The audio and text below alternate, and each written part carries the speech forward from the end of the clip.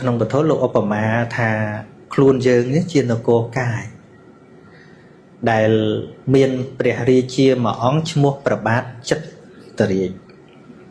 ចិត្តរាជគឺចិត្តយើងហ្នឹងហើយនគរហ្នឹងមានផ្ទៃដីប្រមាណជាប្រវែងមួយព្យាមទៅតឹងមហັດកម្រាស់មួយចាអាមជាងទៅវិញវាស់មើលត្រូវអត់ហ្នឹងហើយនគរមួយហ្នឹងហៅថានគរកាយហើយនគរហ្នឹងមានទ្វារ9ទ្វារ9មកកណាត់លើនេះទ្វារ7ហើយភ្នែក2តិច2ច្រមុះរុន2មាត់1ខាងក្រោមទ្វារ2ទៀតណាហើយមានប្របាទមួយអង្គឈ្មោះប្របាទចិត្តរាជជាអ្នកគ្រប់គ្រងគឺចិត្តនឹងឯងហើយដែលមានរាជអាមាត្យអ្នកធ្វើការជាមួយស្ដេចនឹង52នាក់ដែលចែងជា3ក្រុមអញ្ចឹងណាមានក្រុមខាងអាក្រក់ហើយមានក្រុមខាងល្អមានក្រុមចាំតតាមគេណាខាងណាខ្លាំងទៅខាងហ្នឹងអញ្ចឹងណានៅក្នុងចេតសិកតិចយល់អីផ្សេង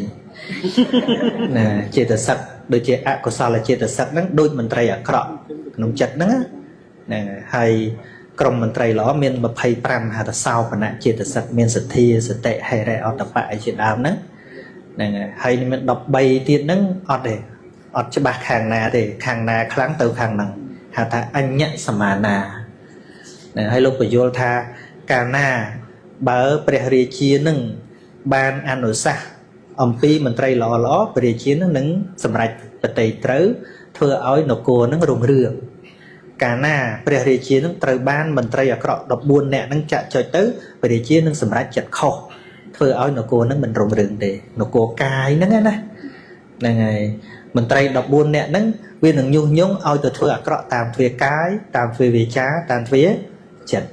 ហ្នឹងហើយមន្ត្រីល្អនឹងឲ្យអនុសាសន៍ឲ្យជាប្រឹក្សាយោបល់ឲ្យធ្វើល្អកាយតាមវាចាតា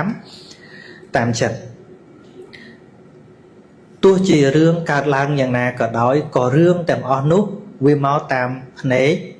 តាមតិចតាមច្រមុះតាមអណ្ដាតតាមកាយតាមចិត្តដែរហ្នឹងហើយដូច្នេះ